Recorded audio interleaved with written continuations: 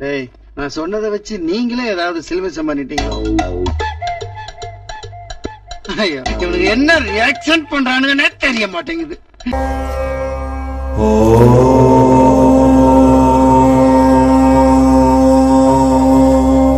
நான் எங்க மேல கோபங்கள் தான் அவங்களுக்கு அதிகமா இருந்திருக்கும். அந்த கோபங்களை கொஞ்ச நேரம் தேய்ச்சிருங்க. கொஞ்ச நேரம் ஒரு நீங்க நான் கூட இனிமேல் எங்க மேல கோபப்படாதீங்கன்னு நான் உங்ககிட்ட கேட்கல. ஒரு ஒரு இந்த வீடியோ முடிஞ்சு ஒரு அரை மணி நேரமோ 1 மணி நேரமோ எங்களுக்காக ஒதுக்குங்க. ஒதுக்கி நான் என்ன சொல்றேன்றதை மட்டும் கொஞ்சம் கேட்டேங்க. என் வீடியோ வந்து பெருசா வியூஸ் போடுறதில்லை. வியூஸ் போடலனாலும் இந்த ஒரு வீடியோவுக்காக என்ன கொஞ்சம் ஒதுக்கி வச்சு, அது 100 பேர் பார்த்தீங்கன்னாலும் சரி, 200 பேர் பார்த்தீங்கன்னாலும் சரி, அந்த 200 பேராவது கொஞ்சம் வந்து ஒரு மணி நேரம் வந்து இந்த கொஞ்சம் நகர்த்தி வச்சு யோசனை பண்ணி பாருங்க. வணக்கம், நான் உங்கள் பெயர் சிங்காரவேலு பாலமணி. மீண்டும் ஒரு காணொலியில் சந்திப்பதை மகிழ்ச்சி அடைகிறேன். இன்னைக்கு நம்ம பார்க்க போகிறது வந்து பார்த்தீங்கன்னா, மைவி திரு சத்யானந்தா அவர்களுக்கு ஜாமீன் கிடைக்கல. ஏன் கிடைக்கல, எதனால் கிடைக்கல, வழக்குடையது என்ன, இதை பற்றி நம்ம பார்க்க போகிறோம். அதுக்கு முன்னே ஒரு சில விஷயங்கள் நான் வந்து உங்கள்கிட்ட சொல்லிடுறேன். நம்ம சைவ சமய நெறிகள் தெரியணும்னா சிவபுராணம், திருவாசகம் இந்த மாதிரி புத்தகங்களை படிங்க. பண்பாடு கலாச்சாரம் தெரியணும்னா மகாபாரதம், ராமாயணம் படிங்க. என்ன இலக்கியம் தெரியணும்னா சீவக சிந்தாமணி, மணிமேகலை இந்த மாதிரி புக்கு படிங்க. இது எல்லாத்தையும் தெரிஞ்சுக்கிட்டீங்கன்னு வச்சுக்கிங்க, ஓரளவுக்கு நம்ம யாருன்றது உங்களுக்கு புரிய வரும். அதுக்கப்புறம் வந்து பார்த்தீங்கன்னா, நீங்கள் மிக முக்கியமாக தெரிஞ்சுக்க வேண்டியது வந்து பொருளாதாரம். பொருளாதாரத்தை பற்றி ஒரு மயிர்முனை அளவு கூட வந்து நம்ம மக்களுக்கு தெரியுதா என்னன்றது வந்து எனக்கு வந்து ஒரு மிகப்பெரிய சந்தேகமாகவே இருக்குது. ஒரு நம்ம நாட்டோட, அதாவது ஒரு பொருளாதாரம் தெரிந்த ஒருவன், அவனுக்கு தெரியும் எது நல்லது எது கெட்டது. ஒரு நாட்டை வந்து நீங்கள் வந்து ஒரு 10 அணுகுண்டு போட்டு அடிச்சிடலாம். அழிச்சிட்டிங்கன்னா கூட அது மெல்ல மெல்ல மெல்ல மெல்ல வளர்ந்துடும். என்ன பொருளாதார ரீதியாக ஒரு நாட்டை வந்து அழிச்சிட்டோம்னு வச்சுங்க, அந்த நாடு வளர்க்கணும் வாய்ப்பே கிடையாது. என்ன உதாரணத்துக்கு வந்து அணுகுண்டு போட்டு நாகசாகி ஜப்பான், ஏன்னா அணுகுண்டு போட்டு நீங்கள் எந்திரிச்சு நீங்கள் கப்பலில் விவசாயம் பண்ணுறாங்க. ஏன்னா அவங்களுக்கு வந்து அணுகுண்டு போட்டதுனால புண்டு கூட முளைக்காதுன்ற மாதிரி ஆகிடுச்சு. கப்பலில் விவசாயம் பண்ணுறாங்க, மாற்றி யோசிச்சாங்க. அவங்க ஒரு நாட்டோட பொருளாதாரம் நாசமாக போனதுக்கு வந்து நாசமாக போய் வெறும் தோல் மட்டுமே ஒட்டி கொண்டிருந்த குழந்தைகளை நீங்கள் பார்த்துருப்பீங்க. சோமாலியா என்ன அது வந்து பொருளாதாரத்தில் வீழ்ந்தது. இன்னைக்கு வரைக்கும் எந்திரிக்கல. கடல் கொள்ளை, அவங்களோட முக்கியமான தொழில் வந்து கடல் கொள்ளையாக போயிடுச்சு. காரணம் பொருளாதார வீழ்ச்சி. எதுக்குடா இந்த ராமாயணத்தெல்லாம் சொல்லிட்டு இருக்கிற சக்தியானந்தன், இதுக்கு என்னடா சம்பந்தம் அப்படின்னு கேட்டீங்கன்னா இருக்குதுங்க. அதாவது இந்த நீங்க மைவித்திரி மேல வந்து வழக்கு தொடுத்து அந்த இது பண்ணி, இந்த மைவித்திரி மேல வந்து வழக்கு தொடுத்ததுன்றது வந்து தனி மனிதனோட இது கிடையாது. அந்த குறிப்பிட்ட தனி மனிதன் வந்து அதாவது வந்து ஒரு காவல் நிலையம், கமிஷனர், இது எல்லாத்தையுமே வந்து அவர் வந்து போயிட்டு கம்ப்ளைண்ட் கொடுத்துருந்தார். புரியுதுங்களா? இதில் துணிச்சலாக இறங்கி வெளியில் வந்ததுன்னு பார்த்தீங்கன்னா அந்த பேபி சொல்லணும். அந்த துணிச்சலாக வந்து நாங்கள் வந்து கோர்ட் வரைக்கும் நீதிமன்றம் வரைக்கும் போகிறோம் அப்படின்ட்டு வந்தது வந்து பேபின்னு சொல்லணும். அவங்க கொடுத்த நீதிமன்றத்தில் வந்து அவங்க கொடுத்த ரிட்டு, அதன் காரணமாக இந்த இதை வந்து யுவடபிள்யூக்கு வந்து அது வரைக்கும் வந்து அந்த கொங்கு மண்டல பகுதிகளில் மட்டுமே தான் இவர் கொடுத்த புகார், அந்த தனிநபர் கொடுத்த புகார் வந்து பார்த்தீங்கன்னா அந்த கொங்கு மண்டலத்துக்குள்ளேயே தான் சுற்றிக்கிட்டு இருந்தது. அதை விட்டு வெளியில் வரல. நீதிமன்றத்துக்கு வரணும்னா அதுக்கு வந்து ஒரு இது தேவைப்பட்டு, அதில் தான் வந்து பேபியும் சொர்ணமாவலும் வழக்கு தொடுத்தாங்க. அதனை தொடர்ந்து வந்து நீதிமன்ற வழிகாட்டுதல்படி சென்னை பொருளாதார குற்றப்பிரிவு விசாரித்தது. மதிப்பிற்குரிய டிஎஸ்பி அண்ணாதுரை அவர்கள் விசாரிச்சாரு. இந்த பழைய விஷயங்கள்ல வந்து பார்த்தீங்கன்னா, என்னோட பழைய வீடியோ கிளிப்பிங் வந்து பாருங்க, ஏன்னா நான் சொல்லியிருப்பேன். அந்த கிளிப்பிங்கை பார்த்துருங்க. போனாங்கன்னா இன்னும் 1 மாசம் 2 மாசத்துல போலீஸ் பிடிச்சி உள்ள உட்கார வைக்கிறது நான் தெரியல. என்ன அதுக்குண்டான வேலைகள்லாம் இப்போ படுபயங்கரமாக நடந்துகிட்டு இருக்குது. வேகமா வேலைக்கு வர்றதில்லை. இதை நோண்டிக்கிட்டு ஒரு குடும்பத்தில் 4 பேர் செய்கிறாங்கன்னா அவங்களுக்கு தேவையான காசு வந்துடுது. இங்கே கம்பெனியில் வந்து வேலை செய்யறதுக்கு ஆள் இல்லை, பொருளாதாரம் போய் பின்னாடி போய்கிட்டே இருக்குது. ஆல்ரெடி ஏற்கனவே ரொம்ப டெர்மிக்கி வச்சுக்கிட்டு இருக்குது இங்கே. இப்போ நான் சொல்லியிருக்கிறது என்னன்றது உங்களுக்கு புரியுதா? நான் எதுக்கு சொன்னேன்னு தெரியுதுங்களா? ஜப்பானையும் சோமாலியும் கிட்டத்தட்ட அந்த மாதிரி ஒரு நிலைமை தான் நம்ம நாட்டுக்கு வந்துடும். அதைத்தான் வந்து உங்களுடைய யூடியூபை சேர்ந்த அந்த நேற்று நீதிமன்றத்தில் கொடுத்த அந்த இதை வந்து அப்படியே கூகுள் டிரான்ஸ்லேட் பண்ணி போட்டுருக்கார். MIH கிங்குன்னா ஏதோ ஒருத்தர் யூடியூப் சேனல், உங்களோட மைவித்திரி ஆதரவாளர் தான் அவர். அதில் வந்து போட்டுருக்க அந்த ஒரு பாயிண்டை கட்டுறாங்க. நான் எத்தனை தேதி பேசியிருக்கிறேன்றதை பாருங்கள். அதில் வந்து இன்னைக்கு நீதிமன்றம் அதை எதை குறிப்பிட்டிருக்குதுன்னு பாருங்கள். புகார் தரக்கூடியபடி நிறுவனங்கள் மாண்புமிகு உச்சநீதிமன்றம் 1987 குஜராத் மாநிலம் மோகன்லால் ஜிதாமல்ஜி போர்வால் பின்வருமாறு கூறினார். பொருளாதார குற்றங்கள் நாசமாக்கினால் ஒட்டுமொத்த சமூகமும் வேதனைப்படும். மாநிலத்தின் பொருளாதார சட்டத்திற்கு கொண்டு வரப்படவில்லை, கொலையாக இருக்கலாம். உணர்ச்சிகளை தூண்டிவிடுவது பொருளாதார குற்றமானது குளிர்ச்சியான கணக்கீடு மற்றும் வேண்டுமென்றே செய்யப்படுகிறது. அதன் விளைவுகளை பொருட்படுத்தாமல் தனிப்பட்ட லாபத்தை கருத்தில் கொண்டு வடிவமைக்கும் சமூகத்தின் நலனை புறக்கணிப்பதாக இருக்கலாம். நம்பிக்கை மற்றும் நம்பிக்கை இழக்கும் செலவில் மட்டுமே வெளிப்படுத்தப்பட்டது. சமமான கைகளில் நீதியை நிர்வகிக்கும் அமைப்பில் உள்ள சமூகம் அதே சமயம் பார்க்கும் தரப்பிலிருந்து வரும் விமர்சனங்களுக்கு அஞ்சாத விதம் காலர் குற்றங்கள் அனுமதிக்கப்பட்ட கண்ணால் செய்யப்பட்ட சேதத்தை கவனிக்காமல் தேசிய பொருளாதாரம் மற்றும் தேசிய நலன். இப்போது அனைத்து மக்களும் செல்போன் உலகில் வாழ்கின்றனர். ஒரு ஆப் மூலம் குற்றம். மேலும் இந்த விஷயத்தில் நீங்கள் என்பது குறிப்பிடத்தக்கது. விசாரணை பொருளாதார குற்றமாகவும் சமூகத்திற்கு பெரும் காயத்தை ஏற்படுத்தியது கூட. மனுதாரர் இந்த நீதிமன்றத்தில் சரணடைந்தாலும் இந்த நீதிமன்றம் அதை விரும்பலை. மனுதாரர் குற்றம் சாட்டப்பட்டவருக்கு ஜாமீன் வழங்கவும் நீதிமன்றம் விரும்பலை அப்படின்னு சொல்லியிருக்காங்க. இதனை அடுத்து ஜாமீன் மனு தள்ளுபடி செய்யப்படாதே, ஜாமீன் ரத்து செஞ்சுட்டாங்க. நம்ம நாட்டை அழிப்பதற்கு மிகப்பெரிய ஆயுதம் இது இதுதான், இந்த பொருளாதாரம் தான். இதை உங்களுக்கு இன்னைக்கு பணம் வருது, இன்னைக்கு நம்மளுடைய தேவைகள் பூர்த்தி ஆகுது அப்படின்ற ஒரு கண்ணோட்டத்தில் தான் எல்லாரும் பார்த்துக்கிட்டு திட்டிக்கிட்டு இருந்தீங்க. காரணம் இன்னைக்கு வர பணம் உங்களுக்கு ஓகே, பிரச்சனை இல்லை. இதனால் நாளைக்கு உங்களுக்கு அடுத்த தலைமுறைன்னு ஒன்று வந்துடுறீங்களா? உங்களுக்கு அடுத்த ஒரு தலைமுறை வீணா போயிடும், எல்லாமே மறந்துடும். இந்த ஃபோன்லேயே வச்சு நீங்கள் பணம் சம்பாதிச்சுக்கிட்டே இருந்தீங்கன்னு வச்சுக்கிங்க, உழைப்புன்னு ஒன்று மறந்துடும், தொழில்னு ஒன்று மறந்துடும், கைத்தொழில்னு ஒன்று மறந்துடும். என்ன எல்லாத்துக்கும் மேலே பார்த்தீங்கன்னா உழைப்புனா என்னன்னே தெரியாமல் போயிடும். ஒரே இடத்துல உட்காந்து வேலை செய்வது உடல் என்னத்துக்கு இருந்தது? உங்களோட உடல் உறுப்புகள் கொஞ்சம் யோசனை பண்ணி பாருங்க. நடந்தோம்னா தான் வயிற்றுக்கும் சரி எல்லாத்துக்கும் சரி கொஞ்சம் இதாக இருக்கும். ஒரே இடத்துல உட்காந்து இருக்கிறவங்க எவ்வளோ நோய்க்கு ஆளாகும். இதில் உங்கள் உடல் நாடு மட்டும் நாசமாக போகிறது, உங்கள் உடல் நாசமாக போகுது. அடுத்த தலைமுறைக்கு விவசாயம்னா என்னன்னு தெரியாது, நெசவுனா என்னன்னு தெரியாது, என்ன இந்த ஒரு கட்டுமான பணினா என்னன்னு தெரியாது, ஒரு எதையாவது ஒன்று உருவாக்கணும்னா ஒன்றுமே தெரியாது. என்ன எல்லாமே நாசமாக போயிடும். இன்னைக்கு நீங்கள் கிடைக்கிற அந்த பணத்துக்காக வேண்டி எங்களை எவ்வளோ கேவலமாக எவ்வளோ அசிங்கமாக, அதுவும் ஒரு யூடியூப் நபர் பேசக்கூடாத பேச்செல்லாம் பேசினார். நான் எங்கள் மேலே கோபங்கள் தான் அவங்களுக்கு அதிகமாக இருந்திருக்கும். அந்த கோபங்களை கொஞ்சம் நோக்கி வச்சுருங்க. கொஞ்ச நேரம் நீங்கள் நான் கூட இனிமேல் எங்கள் மேலே கோபப்படாதீங்கன்னு நான் உங்கள்கிட்ட கேட்கல. ஒரு இந்த வீடியோ முடிஞ்சு ஒரு அரை மணி நேரமோ 1 மணி நேரமோ எங்களுக்காக ஒதுக்குங்க. ஒதுக்கி நான் என்ன சொல்கிறேன்றதை மட்டும் கொஞ்சம் கேட்டேங்க. என் வீடியோ பெருசாக வியூஸ் போகிறதில்ல.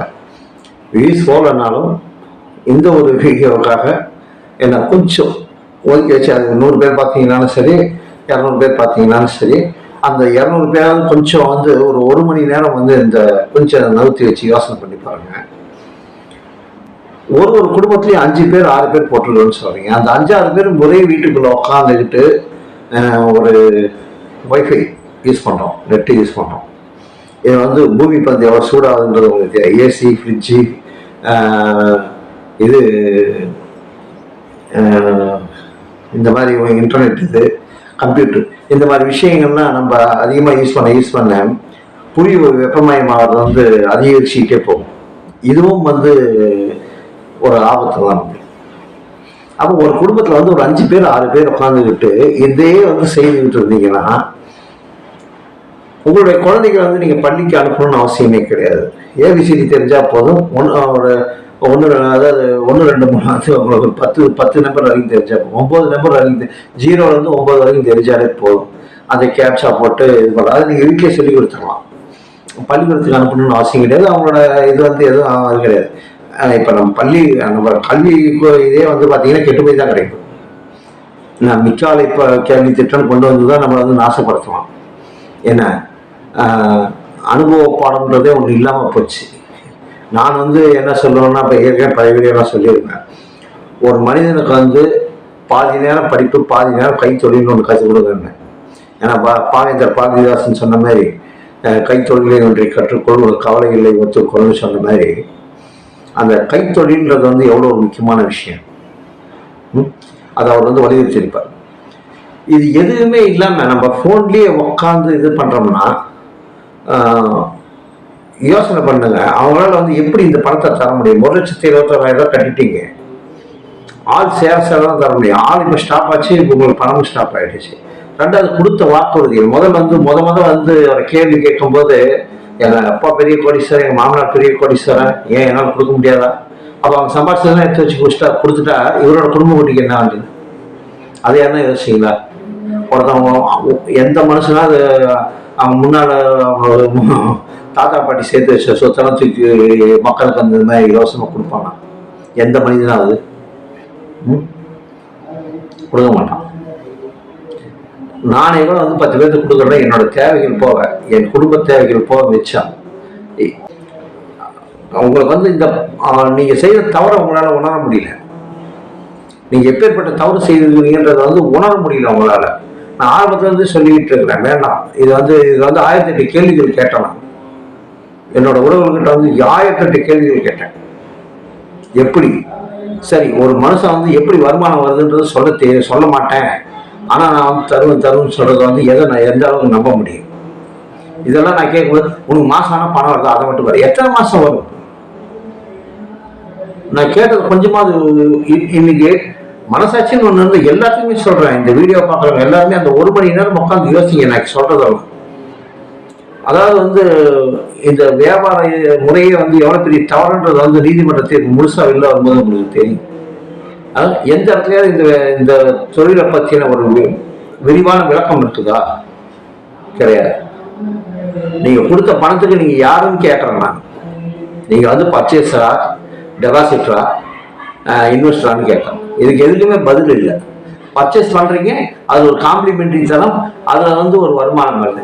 நான் இதைத்தான் கேட்டது, இதைத்தான் நீதிமன்றமும் கேட்டிருக்கேன். சரியான விளக்கம் என்னன்னு இந்த தொழிலுக்கு உண்டான விளக்கம் இல்லை. இது வந்து ஒரு எம்எல்எம் ஸ்கீமு, மணி ரொட்டேஷன் அப்படின்னு தான் வந்து நேற்று வரைக்கும். இன்னும் முழுமையான தீர்ப்பு வரும்போது இன்னும் எவ்வளோ வருமோ எனக்கு தெரியாது எனக்கு. அதாவது நான் ஒன்றும் பெரிய சட்டம் எதையோ ஒன்றும் பெருசாக படித்தாலும் கிடையாது. என்கிட்ட இருக்கிற புத்தகங்களை படிக்கும்போது எனக்கு தெரிந்த ஒரு சில விஷயங்கள் இதெல்லாம். என்ன ஒரு வியாபார நிறுவனம்னா, அதாவது ஏன் இது வந்து ஒரு அம்பானிக்கோ அதானிக்கோ தோணலை. நீங்கள் சொல்றது வந்து கரெக்டு தான். இது விலை நிர்ணயம் சட்டம்ன்றது ஒன்று கிடையாது. உற்பத்தியாளர் முடிவு பண்ணுறது தான் விலை நிர்ணயம். உங்க கம்பெனி வந்து விலை நிர்ணயம் அதெல்லாம் வந்து அதில் வந்து நான் இதுலேயே நான் வந்து பல சொல்லுவேன். அது 190 ரூபாய்க்கு 3000 ரூபாய்க்கு விற்கிறீங்கன்னு சொல்லிட்டு அது ஒரு சிலர் கேட்குது. ரைட், அது வந்து உங்களோட உரிமை. அது அதில் வந்து நான் தலையிட விரும்பலன்னா அதை வந்து பேச விரும்பல. நான் இப்போ நிலைமை இவ்வாறு இருக்க, ஒரு தொழில வந்து குறைஞ்சபட்சம் அதுல இருக்கிற உறுப்பினர், அதாவது அதுல இருக்கிற உறுப்பினர்கள் முழுசா தெரியணும். அது மாசம் பணம் வருது, பணம் மட்டும்தான் வருது. இது வந்து எந்த மாதிரி வருது பணம், எப்படி இவங்களால கொடுக்க முடியும்? ஏன்னா வாழ்நாள் வருமானம் நான் உள்ளுக்குள்ள போய் ஜெயிலுக்குள்ள போயிட்டா கூட உங்களுக்கு வருமானம் வரும் அப்படின்னு சொன்னாரு. அந்த கமிஷனர் அலுவலகத்தில் வந்து கூட்டத்தை கூட்டி உள்ளே போனப்பையும் உங்களுக்கு வருமானம் வந்தது. என்ன இந்த மாதிரி கம்பெனிகள் வந்து குறைந்தபட்சம் 3 முதல் 5 வருடம் 5 வருடம்ன்றது அதிகம். ஆனால் இந்த மைவித்திரின்றது வந்து பார்த்தீங்கன்னா இவங்க எதிர்பார்த்ததை விட வேகமான வளர்ச்சி. இவங்க எதிர்பார்த்த அமௌண்ட் வந்துருச்சு, எஸ்கேப் ஆகணும். எஸ்கேப் ஆகணுன்றதுக்கு எவ்வளோ திட்டங்கள் போட்டாங்க. தேவையில்லாத நீலாம்பூர் பைபாஸில் ஒரு கூட்டத்தை போட்டு அப்போ தானே எனக்கு தெரியும் அது இந்த மாதிரி இப்படி ஒரு கம்பெனி இருக்குதுன்னு நிறைய பேருக்கு தெரியாது. அதுக்குமே எங்களுக்குலாம் தெரியும். இதை பற்றி நாங்களாம் ஆராய்ச்சி பண்ணிக்கிட்டு என்ன அப்போ வந்து நீலாம்பூரில் நீ கூட்டம் போட தான் தெரிஞ்சது எல்லாத்துக்கும். இத்தனை அதாவது கூட்டம் போட்டு ஏதாவது ஒன்று நடக்கும், அதை வச்சு இந்த கம்பெனியை மூடலான்னு பிளான் பண்ணார். ப்ரீ பிளான் தான் எல்லாமே. ஆரம்பம் சொல்லிக்கிட்டு இருக்கிறேன். ரெண்டாவது வந்து கமிஷனர் அலுவலகத்தில் தேவை. கமிஷனர் அலுவலகத்தில் வந்து கொண்டு போய் அங்கே அனுமதி இல்லாமல் கொண்டு போய் நிறுத்தலாமா? ஒரு அரசு பண்ணி நடக்கிற இடத்துல போயிட்டு இந்த மாதிரி கூட்டத்தை கூட்டலாமா அனுமதி இல்லாமல்? அதில் ஒரு முயற்சி பண்ணார், உள்ளே போனார், அப்புறம் ஜாமீன் வந்துட்டார். அப்புறம் கடைசியாக இந்த நீதிமன்றம் விஷயத்தில் வந்து பார்த்தீங்கன்னா வந்து ஒரு யூடியூபர் சொன்னார், அப்படி போய் சரண்டர் ஆகிட்டோம். அவங்க ஏமாத்துறவராக இருந்தால் சரண்டர். இன்னைக்கு நீதிமன்ற நகல் வந்து கொடுத்துருக்குறாங்க. அந்த நீதிமன்ற நகலில் வந்து ஜாமீன் மறுக்கப்பட்டதுக்கான காரணத்தை சொல்லியிருக்கிறாங்க தெளிவாக. ஏன்னா சும்மா அந்த மக்களை போட்டு குழப்பிக்கிட்டு இருக்கிறது வேண்டாம். ஏன்னா என்ன யாருங்க திட்டுறதுனால ஒன்றும் பிரயோஜனம் கிடையாது. ஏன்னா வந்து அவ்வளோ அவதூறு பேசுனது நான் சும்மா ஒன்றுலாம் நினைக்காதீங்க. காரணம் வந்து என்னுடைய உடல் குறையை வந்து சுட்டி காட்டி பேசுனதுக்கு வந்து மற்ற விஷயத்தை விட்டால் இந்த விஷயத்தை வந்து நான் கண்டிப்பாக விடவே மாட்டேன். நீங்கள் சொன்ன அந்த வார்த்தை என்ன, அந்த வார்த்தை வந்து என்னை மட்டும் பொறுப்பில்லை, என்ன மாதிரி இருக்கிற லட்சக்கணக்கான என்ன தமிழ்நாட்டில் இருக்கிற லட்சக்கணக்கான மாற்றுத்திறனாளிகளை வந்து அவமானப்படுத்துறதுக்கு சமம் தான் இது பண்ணியிருக்கோம். இது முன்ன விட்டுட்டோம்னா இது ஒரு தவறான முன்னுதாரணம் ஆகிடும். முன்ன வச்சு இன்னும் 10 பேர் பேச ஆரம்பிப்பான். அதனால் வந்து இது வந்து சாதாரணமாக இழப்பறதில்லை. இது வந்து எத்தனை நீதிமன்றம் ஏறி இறங்கணும்னாலும் நான் இறக்குவேன். இதை வந்து நான் வந்து சவாலாக சொல்கிறேன். அதாவது என்னுடைய உறவினர்கள் கூட இதில் நிறையா பணம் போட்டிருக்கிறதா கேள்விப்பட்டேன். என்னோட உறவினர்களுக்கும் நான் சொல்லிக்கிற ஒரே வார்த்தை என்ன, இது வந்து மிகப்பெரிய பொருளாதார குற்றம். இதனால வந்து பார்த்தீங்கன்னா இன்னைக்கு உங்களுக்கு வந்து கிடைக்கிற வந்து பணம் வந்து உங்களுக்கு வந்து சாதாரண ஐயோ நம்மளுக்கு இவ்வளோ பணம் போயிடுச்சே அப்படின்ற ஒரு எண்ணம் இருக்கலாம். ஆனால் நாளைக்கு உங்களோட சந்ததிகள், உங்களோட பேரன் பேத்தி என்ன அந்த சந்ததிகள்லாம் நாளைக்கு வந்து சோமாலியா மாதிரி எலும்பு தோலுமா நிற்கிறத விரும்பணும்னு நினச்சிங்கன்னா மேற்கொண்டு இந்த மாதிரி கம்பெனிகள் வந்தால் மேற்கொண்டு இன்வெஸ்ட்மெண்ட் பண்ணுங்க, என்னவோ பண்ணுங்க, அது உங்களோட விருப்பம் அப்படின்னு சொல்லிக்கிட்டு மேலும் இதை பற்றி அரசும் என்ன ஏன்னா இதை வந்து கொடுத்த வாக்குறுதிகள்லாம் நான் ஒன்றும் எடுத்து வைக்கணும்னு நினைக்கிறேன். வாழ்நாள் வருமானம் அதுக்கு வந்து நான் என்ன கேட்டேன் ஆரம்பத்தில், மற்றவங்களுக்கு வேண்டாம், ஏன்னா மற்றவங்க வந்து எப்படியும் படைச்சிக்கலாம். ஆனால் எங்கள் மாதிரி மாற்றுத்திறனாளிகளுக்கு வந்து ஒரு வெள்ளை அறிக்கை கொடுங்கன்னு கேட்டேன். எப்படி வாழ்நாள் வருமானம் கொடுப்பீங்கன்னு கேட்டால், அதுக்கு மாற்றுத்திறனாளியோடு நின்று ஃபோட்டோ எடுத்துக்கிட்டீங்க, எல்லாம் பண்ணிக்கிட்டீங்க. ஆனால் அந்த ஒரு மாற்றுத்திறனாளிக்கு வந்து எப்படி கிடைக்குன்னு சொல்லியிருந்தீங்கன்னா, இன்றைக்கி ஒரு மாற்றுத்திறனாளி கீழே 200 பேர் 300 பேர்னு சேர்ந்துருக்கதா வந்து ஒரு சிலர் சொல்கிறாங்க. இப்போ அந்த கடைசியாக சேர்ந்தவங்களுக்குலாம் பணம் வந்து அந்த மாற்றுத்திறனாளியை எப்படி கொடுப்பான்? நீ ரெகுலராக தருவன்ற நம்பிக்கையில் வந்து அவன் செலவு பண்ணியிருக்கலாம், வீடு கட்டியிருக்கலாம், அவனுக்கு தேவைகளை பூர்த்தி செய்திருக்கலாம். ஒரு மாற்றுத்திறனாளி அவனுக்கு தேவைகள் அனைத்தையும் பூர்த்தி செய்திருக்கலாம். இப்போ நீங்கள் செய்த தவறு, நீங்கள் கொடுத்த வாக்குறுதி வந்து இது எங்களால் கெட்டு போச்சுன்னா, இது எங்களால் இல்லை, என்னைக்காவது தான் இது கெடுறதான். ஏன்னு கேட்டிங்கன்னா, இவங்களோட ஒரு டார்கெட் வச்சுக்கலாம். அந்த டார்கெட் வந்தோடனே ஏதாவது ஒரு இது பண்ணி கிளம்பிடுவாங்க. அதை வந்து உங்களுக்கு அதாவது நீங்கள் வந்து அப்படியே கடவுள் மாதிரி தெய்வம் மாதிரி நீங்கள் வந்து நினைச்சதோட விளைவு வந்து உங்களை வந்து கடைசி வரைக்கும் அப்படியே வச்சிருக்கணும். உங்களை வந்து சிந்திக்க விடக்கூடாது. அவங்களோட இது எல்லாமே வந்து பார்த்தீங்கன்னா அவரை மட்டுமே ஃபோக்கஸ் பண்ணியிருக்கணும். அவங்க சொல்றது மட்டுமே உண்மை அப்படின்ற மாதிரி அந்த மாதிரி ஒரு மைண்ட் செட்டுக்கு உங்களை கொண்டு வந்து வச்சுட்டு தான் இவர் வந்து அதாவது வந்து உலகத்தில் வந்து இவரை தவிர வேற யாருமே உத்தமர்களே இல்லைன்ற மாதிரி ஒரு பிம்பத்தை உருவாக்கி உங்களெல்லாம் அப்படியே அந்த ஒரு சிந்திக்க விடாமல் அந்த ஒரே நேர்கோட்டில் கொண்டு வந்து வச்சுட்டாரு.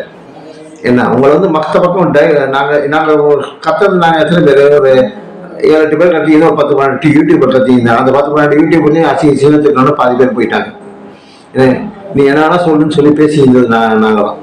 அது உன்னோட வைப்ரேஷன் அதிகமாக எங்களோட வைப்ரேஷன் வேற மாதிரி இருக்கணும். இந்த கார்த்திக் பிள்ளை வந்து அவரோட வீடியோவில் வந்து கொலை மிரட்டல் விட்டுருக்கிறாரு. அந்த பெண் வந்து காவல் நிலையத்தில் வந்து புகார் கொடுத்துருக்கிறதாகவும், புகார் கொடுத்து அந்த புகார் ஏற்றுக்கொள்ளப்பட்டிருக்கிறது. இன்னும் 2 நாளில் வந்து எஃப்ஐஆர் வந்து அந்த பொண்ணும் இது பண்ணுறது. அதாவது இதில் சம்மந்தப்பட்ட நபர்கள், அது தவறான தகவல் கொடுத்த நபர்கள், அது வந்து 2 பேர் வந்து எங்களுக்கு தெரிஞ்சு போச்சு. அந்த என்னையும் அந்த பொண்ணையும் தவறாக பேசுனது வந்து 2 பேர் யாரும் தெரிஞ்சு போச்சு. கோவை சேர்ந்த ஒரு நபரும் அந்த பெண்ணோட உறவினர் ஒருவரும் அது வந்து தெரிஞ்சிச்சு. இன்னும் இதில் யார் யார் சம்மந்தப்பட்டிருக்கிறாங்கன்றதை வந்து காவல்துறை விசாரிக்கணும். உயிருக்கு ஆபத்துன்றது அந்த பெண்ணுக்கு வந்து, அந்த பெண் வந்து தனியாக இருக்கணும். அந்த பெண்ணுக்கு உயிருக்கு ஆபத்து இருக்குதுன்றது வந்து கொஞ்சம் ஏற்கனவே அந்த பெண்ணுக்கு வந்து அவங்க அதை வந்து நான் சொல்லக்கூடாது, அதை அவங்க தான் சொல்லணும். இப்போ இந்த மைவித்திரி இதனால வந்து கண்டிப்பாக ஆபத்து இருக்குன்னு சொல்லிக்கிட்டு காவல்துறைக்கு வந்து ஒரு வேண்டுகோளாக வச்சுக்கிறேன். கார்த்திக் பிள்ளை அவருக்கு தவறான தகவல் கொடுத்த அந்த நபர்கள் இவங்களால விரைவாக கைது செய்யணும்.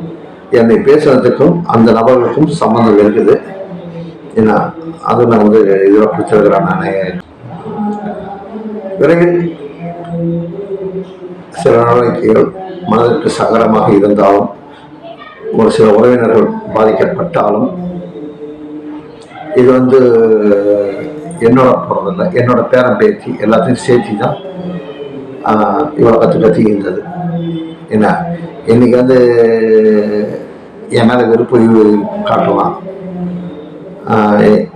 இந்த உறவை வேண்டாம்னு கூட நினைக்கலாம். பரவாயில்ல, கண்ணுக்கு தெரிய பேரன் பேத்திகள் இருப்பாங்க, அவங்களாம் நல்லா இருப்பாங்க வருங்காலத்தில் சொல்லிக்கிட்டு நான் இந்த காலம் விடைபெறுகிறேன். நன்றி வணக்கம். நான் உங்கள் பேச்சு விரும்புகிறேன்.